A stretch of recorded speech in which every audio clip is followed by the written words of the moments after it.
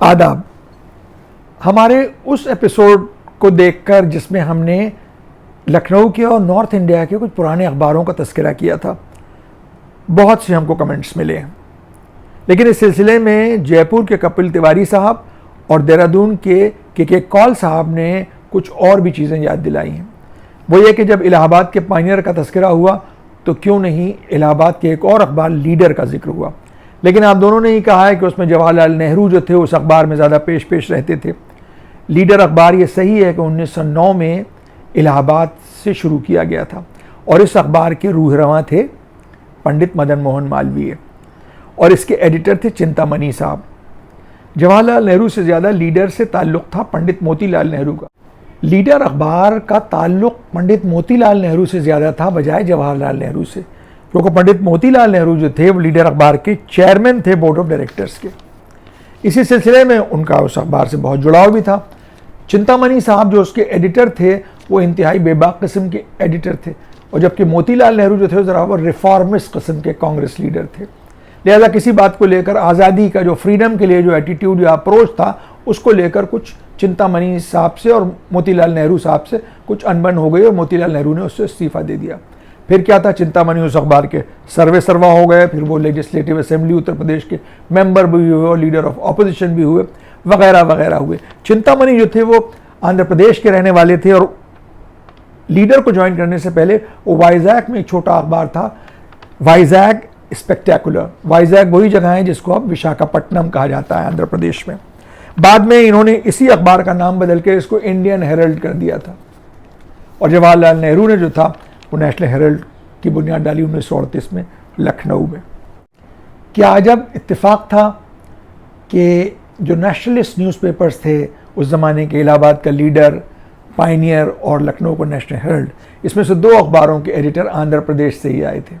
Chintamani leader के editor थे और M Chalapathi Rau National Herald के एडिटर थे। नेशनल हेरल्ड के जिक्र पर याद आया कि मस्कत से हमको फायक रज़ा अंसारी साहब ने बताया है कि जॉर्ज फर्नांडिस ने 1977 में जब इंदिरा गांधी इलेक्शन हार गई थी और उससे पहले इमरजेंसी के दौरान उन्होंने प्रेस पर सेंसरशिप लगाई थी। ख़बरें जो सिर्फ सरकारी ख़बरें छपा करती थी, किसी किस्म का डिसेंट वगैरह प्रेस में अलाउड नहीं था।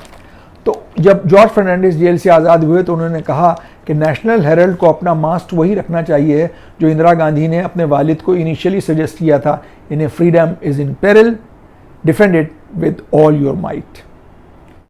अब जब प्रेस यानी अखबारात की बात हो रही है तो क्यों ना इनकी छपाई के सिलसिले में भी कुछ गुफ्तगू की जाए। क्या आप जानते हैं कि जिस तरह से स्टोन एज ह्यूमन सिविलाइजेशन में है, इसी तरह से एक हजरी दौर था अखबारों की छपाई का, यानी हजर कहते हैं स्टोन को, यानी हजरी दौर था, स्टोन एज थी अखबारों की छपाई की। और इसी अंदाज में अखबार छपते थे जो हिंदुस्तान का, नॉर्थ इंडिया का बिल्कुल इब्तदाई दिनों का प्रेस था, मुंशी नवल किशोर का प्रेस, उसमें इसी अंदाज से ये अखबार और किताबें छपती थी हजरी स्टाइल से। हजरी स्टाइल होता क्या था, पत्थर के ऊपर उल्टे तरीके से जो हुरूफ थे, जो लेटर्स थे, उनको कंधा किया जाता था, यानी उनको इनग्रेव किया जाता और फिर उससे उसकी छपाई होती थी।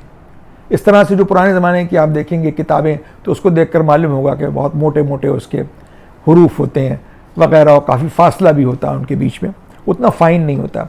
उसके बाद आया लीथो। लीथो एक ऐसा दौर था कि जो हम लोगों ने सब ने अपने बचपन में, अपने लड़कपन तक देखा होगा। वो अखबार के जो पीले किस्म के जो न्यूज़ प्रिंट होता उस पर छपा करते थे, उनमें भी जो लेटर्स थे उसमें कोई ज़्यादा वैरायटी नहीं होती थी, बल्कि साइज़ छोटा बड़ा हो जाता था। थोड़ी सी वैरायटी थी, अलग अलग किस्म के लेटर्स होते थे, लेकिन वो वैसे ही होते थे जैसे मैनुअल टाइपराइटर के लेटर्स होते हैं। लीथो में क्या होता था, लेड के बने हुए छोटे छोटे अक्षर या लेटर्स होते थे जिनको कॉम्पोजिटर्स को सब एडिटर अपनी स्टोरी दे देता था। अब वो उसको पढ़ के उसको एक ब्लॉक में सेट करते थे। अब सोचिए कितना दिक्कत तलब काम था कि एक लेटर को जोड़ के, जैसे लिखना है टुडे तो टी लगाया, ओ लगाया, डी लगाया, ए लगाया, वाई लगाया, इस तरह से लिखा जाता था। पूरा जोड़ के उसको फिक्स करते थे और जो ये काम करते थे उनको कहते थे कॉम्पोजिटर। कॉम्पोजिटर्स का काम बहुत इंपॉर्टेंट होता था। अखबार कॉम्पोजिटर्स के बगैर छप ही नहीं सकते थे, लेकिन कॉम्पोजिटर्स के साथ बेचारों के साथ एक ये भी ज़रा सा उनके साथ ज़्यादती थी कि जब वो प्रेस से निकलते थे तो उनकी जामा तलाशी होती थी, उनके कपड़ों को चेक किया जाता था कि कहीं कोई ये लेटर्स तो नहीं ले जा रहे, क्योंकि लेड जो था वो ज़रा महंगा धात होता था जिसके वो लेटर्स बने हुए होते थे। कॉम्पोजिटर्स का एक इस्तेमाल और भी होता था। जो जब हाई स्कूल और इंटरमीडिएट के रिजल्ट्स आते थे लखनऊ में, पायनियर में और नेशनल हेराल्ड, इन्हीं दोनों अखबारों में छपा करते थे। तो कॉम्पोजिटर्स को लोग जो महल्ले में जानते थे, जो जिनसे किसी का कोई मुलाकात थी, वो उनको चुपके से, फाटक तो बंद हो जाते थे, बहुत सीक्रेट होता था। जैसे गवर्नमेंट प्रेस में बजट छपता है, ऐसे ही हाई स्कूल इंटरमीडिएट का रिजल्ट छपता था। एक दिन पहले से, 2 दिन पहले से अखबार के गेट बिल्कुल बंद कर दिए जाते थे, उस पर वॉचमैन खड़ा रहता था। तो लोग जो अखबार, पायनियर अखबार हमें याद है, उसका जो गेट था उसकी सलाखों के बीच में से कॉम्पोजिटर्स को बुला बुला के, जिसको जानते थे उनको वो स्लिप दे देते कि हमारे बेटे का, हमारी बेटी का, हमारे भतीजे का, हमारे दोस्त का, या हमारा खुद रोल नंबर ये है, प्लीज़ ज़रा बता दीजिएगा हम पास हुए हैं कि नहीं। उस ज़माने में हाई स्कूल और इंटरमीडिएट का इम्तिहान कम वक्त बहुत मुश्किल होता था। लोग 4-4, 5-5 मरतबा फेल होते थे, तब कहीं वो सेकंड डिवीज़न और थर्ड डिवीज़न में पास करते थे। जैसे कॉम्पोजिटर्स होते थे अंग्रेज़ी और हिंदी के अखबारों में, उर्दू के अखबारों में लिथो जो प्रेस होता था, उस दौरान कातिब हुआ करते थे। कातिब यानी स्क्राइब्स, जो उसके लफ्जी माने तो स्क्राइब के हैं, जो आदमी लिखे, जो किसी चीज़ की वो करे, किताबत करे, वो कातिब हुआ। अरबिक वर्ड है ये। लेकिन उर्दू अखबार और जो छपाई का सिलसिला है किताबों का, उसमें कातिब कहते हैं कैलीग्राफर किस्म का लिखने वाले को, जो सीधी लाइन में पूरी इबारत को लिखे। और ये इबारत लिखी जाती थी एक पीले कागज़ पर, जिसको शायद अंडे की जर्दी से पीला किया जाता था। फिर उसको एक जस्ते की जो चादर थी उस पर उतारा जाता था, और फिर वो प्रिंटिंग मशीन में लग के सामने से छप के निकलते थे। जबकि जो फॉन्ट वाले अखबार होते थे, यानी जिनको कंपोज किया जाता था, वो बिल्कुल मोहर की तरह से वो जो ब्लॉक थे वो उनके ऊपर छपते थे और अखबार की पूरी पूरी शीट निकल जाती थी। इसी दौरान अगर आप पुराने अखबार देखें तो आपको जो तस्वीरें हैं वो बहुत धुंधली धुंधली सी दिखती थी, और उसमें दाने दाने डॉट्स दिखते थे। वो इसलिए कि उस ज़माने में ऐसे ऑफसेट प्रेस आज की तरह के नहीं थे। इसमें अब तो रंगीन खबरें छपती हैं और रंगीन अखबार छपते हैं, फोटोग्राफ्स होते हैं अखबारों में। उस ज़माने में ब्लैक एंड वाइट ही हुआ करते थे, वो भूरे भूरे से। वो ब्लॉक से फ़ोटो छपती थी तो वो साफ़ नहीं होती थी, उसमें दाने दाने से होते थे, और वो ब्लॉक एक बार बन गया तो बस बन गया। वो हमेशा ही एक ही से फ़ोटो लोगों के छपा करते थे। नए नए फ़ोटो बनाना जल्दी में बहुत दिक्कत तलब बात थी, तो ब्लॉक वाले भी प्रिंटिंग उसमें हुआ करती थी। फिर आ गया फ़ोटो ऑफसेट का ज़माना, जिसका इम्प्रूव वर्जन हम लोग आज देखते हैं। शुरू में ये भी छपाई जो थी वो जैसे पुराने ज़माने की जो इब्तदाई दिनों की इनिशियल फ़ोटो कॉपिंग मशीन होती थी, फ़ोटो खींच लेते थे और वो फ़ोटो खींचती थी और उस फ़ोटो को किसी प्लेट पे उतार देते थे। अब आप याद कीजिए कि स्कूल के ज़माने में जब कोई ज़रूरत हम लोग को क्या होती थी, मार्कशीट वगैरह को फ़ोटो कॉपी करानी होती थी, तो उसके लिए जब जाते थे तो फ़ोटो कॉपियर जो मशीन होती थी, जो जहाँ रखी जाती थी, उसके 2 हिस्से होते थे। एक तो बाहर बैठते थे जो ऑर्डर लेते थे, और अंदर एक ऑपरेशन थिएटर नुमा चीज़ होती थी, इसमें पर्दा पड़ा होता था, और वहाँ एक जैसे मेकअप रूम में एक जगह होती है, इसमें बहुत से बल्ब लगे होते हैं शीशे के चारों तरफ। इसी तरह से एक कैमरा होता था, उसके चारों तरफ कुछ बल्ब से जैसे लगे रहते थे, और वो फ़ोटो खींचते थे उस चीज़ की, और फिर उस फोटो को एक प्लेट पे उतारा जाता था, और फिर उस पर छर्रे थे, छोटे छोटे बिल्कुल बॉल्स होते थे, उनको घुमाते थे और उस पर इंक डालते थे, ड्राई इंक, और उसको यूं यूं यूं यूं करके जब घुमाते थे तो उस पर वो प्रिंट आता था। फिर उससे प्रिंट लेते थे। 8-10 कॉपी के बाद वो धुंधा हो जाता था, और फिर साहब उसको फिर इसी तरह से पूरी मशक्क़त इसी तरह की जाती थी। जो साहब ये काम करते थे वो अपने को एल्बर्ट आइंस्टाइन या नील आर्मस्ट्रॉन्ग से कम नहीं समझते थे। इतनी हकारत से देखते थे उसको जो फोटो कॉपी कराने जाता था, और अपने को लगता था ऑपरेशन थिएटर में जैसे कोई हार्ट सर्जन कोई काम कर रहा हो। बिल्कुल किसी को इजाज़त नहीं देते थे कोई उसमें झांके भी कि वो क्या कर रहे हैं। बहुत ही वो बिल्कुल रॉकेट साइंस की तरह से उस काम को अंजाम देते थे। अब तो खैर फ़ोटो कॉपिंग मशीन ऐसी हो गई हैं कि उसमें आप ईमेल भेज दीजिए, उसमें से कितनी कॉपी भेज दीजिए, उसको स्कैन कर लीजिए, तमाम चीज़ें उसमें बड़े मल्टी फंक्शनल हो गई। लेकिन इब्तदाई दिनों में जो फ़ोटो कॉपिंग मशीन थी वो वाकई एक अजूबा होती थी। वो वैसी ही होती थी जिस तरह से पहले फ़ोटो खींचते थे। याद कीजिए कि स्कूल का जो ग्रुप फोटोग्राफ होता था वो कैसा होता था।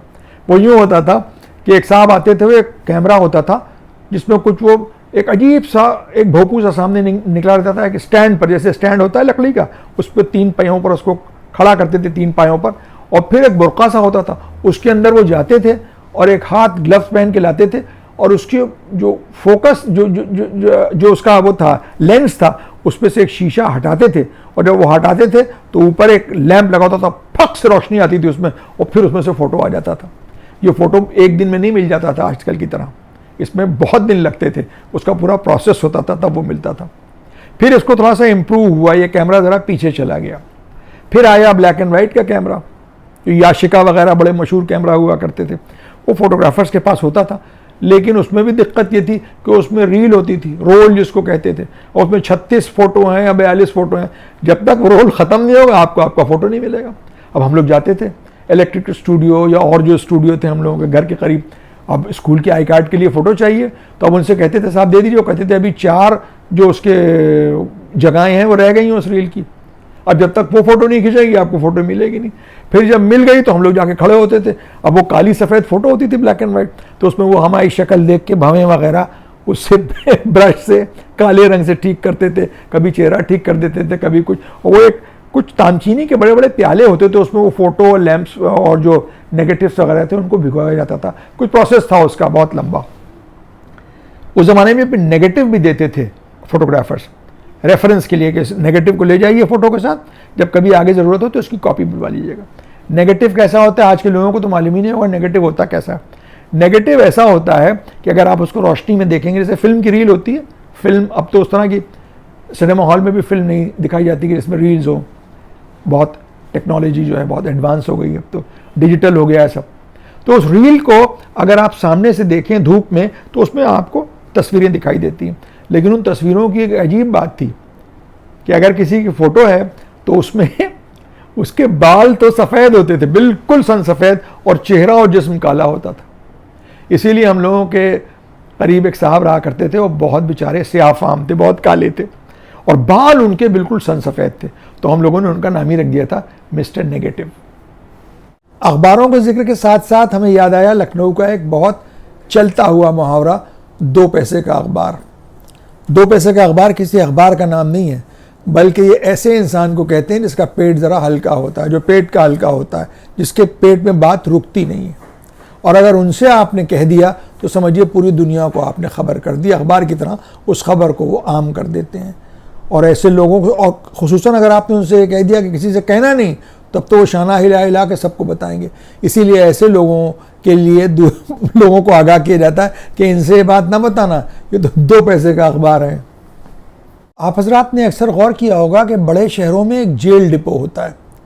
अब जेल डिपो क्या होता है? ये वो सरकारी दुकान होती है जहाँ जेल का बना हुआ सामान मिलता है।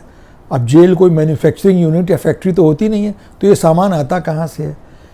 ये सामान बनाते हैं जेल में जो कन्विक्ट्स होते हैं, जिनको सज़ा हो गई होती है, उनको वहाँ खाली नहीं रखा जाता है, उनको किसी न किसी काम में लगाया जाता है, उनकी पसंद और उनकी जो सलाहियत है उसके हिसाब से। कुछ लोग फर्नीचर बनाते हैं, कुछ दरियाँ बनाते हैं, कुछ कम्बल बेचते हैं। तो जेल का सामान को जो है लोग ख़रीद लेते हैं, ये सस्ता भी होता है और इससे उनको एक बढ़ावा भी मिलता है कि उनका बनाया हुआ सामान वो एक अच्छे काम में लगे हुए हैं। और सरकारी दफ्तरों में तो बिल्कुल पाबंदी से जेल की दरियाँ और कम्बल वगैरह जो सरकारी काम में आते हैं गरीबों को बांटने वगैरह के लिए, वो आमतौर पर जेल से ही लिए जाते हैं, जेल के डिपो से ही लिए जाते हैं। लेकिन क्या आप जानते हैं कि जेल का एक प्रेस भी हुआ करता था? ये प्रेस था जयपुर में, इसका नाम था द जेल प्रेस। और ये प्रेस कोई कैदी नहीं चलाते थे, बल्कि उस ज़माने के जो बहुत ही मशहूर कातिब वगैरह थे जयपुर के, वो वहाँ अपना जो हुनर था उसके जौहर दिखाते थे। और यहाँ वो प्रेस पता नहीं क्यों रखा गया था जेल के अंदर, मुमकिन है उसमें सरकारी दस्तावेज़ बहुत छपते थे। तो सरकारी जितने दस्तावेज़ होते हैं उनकी सबसे ज़्यादा सेफ्टी और जो हिफाजत है वो जेल से ज़्यादा महफूज जगह तो कोई होती नहीं है। यही शायद वजह रही होगी कि इस प्रेस को जेल के अंदर जयपुर में कायम किया गया था, जयपुर के सेंट्रल जेल के अंदर। बाद में यही प्रेस जो था वो गवर्नमेंट प्रेस के नाम से मशहूर हुआ। ये प्रिंटिंग के मुख्तलिफ जो दौर गुजरे हैं उसके बारे में जो हमने आपको बताया, लिथो, ऑफसेट और हजरी दौर, मुमकिन है इसमें कुछ लफ्ज़ जो है वो उस तरह नहीं कहा गया हो जिस तरह उसको जानकार लोग जानते हों, लेकिन ये सिर्फ हमारी तरफ से इशारे थे जो आप तक हमने पहुंचाने की कोशिश की। मुमकिन है आपको आज का भी एपिसोड हमेशा की तरह पसंद आया होगा। अपने कमेंट्स हमको इसी तरह से जेनरसली भेजा कीजिए ताकि हमें मालूम हो कि क्या चीज़ आपको पसंद आती है और उसी हिसाब से हम अपने एपिसोड्स को तरतीब दें। बेहतर होगा कि आप हमारे एपिसोड्स को यूट्यूब पर देखा करें, अपने दोस्तों से उनको शेयर करें और उनसे भी इसको सब्सक्राइब कराएं। अगली मरतबा आपसे फिर मुलाकात होगी किसी नए मौजू के साथ, तब तक के लिए इजाज़त, आदाब।